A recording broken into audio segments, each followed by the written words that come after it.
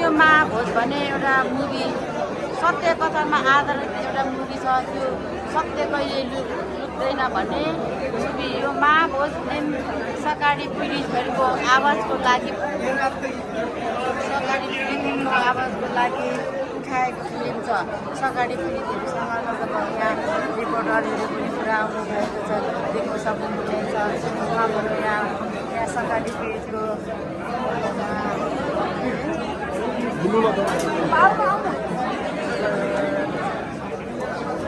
महासङ्घबाट आउनुभएको उहाँहरू चाहिँ महासङ्घको एकदम हाम्रो हिरो दाताहरू अघि बढेर महासङ्घबाट एकदम आवाज उठाइदिनु भएको छ पीडितहरूको लागि।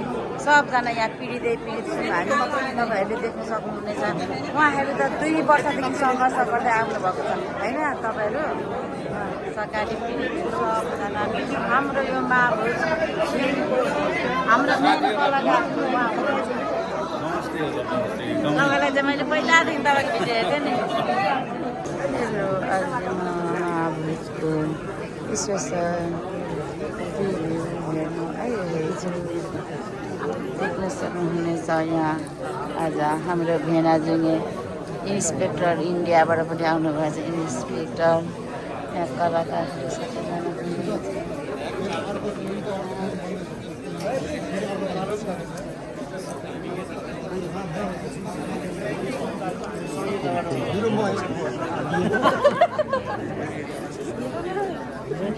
भाइहरू पनि पीडित हो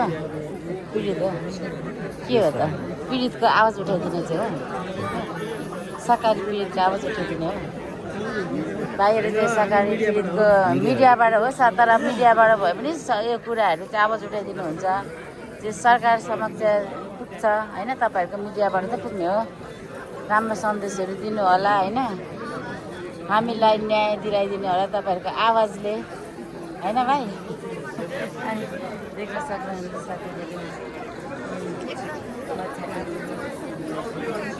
महाभोजको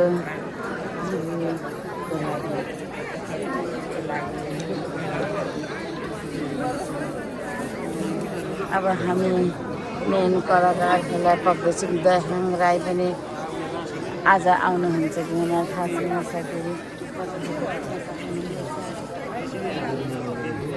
वसुन्धरा भुषाल हुनुहुन्छ।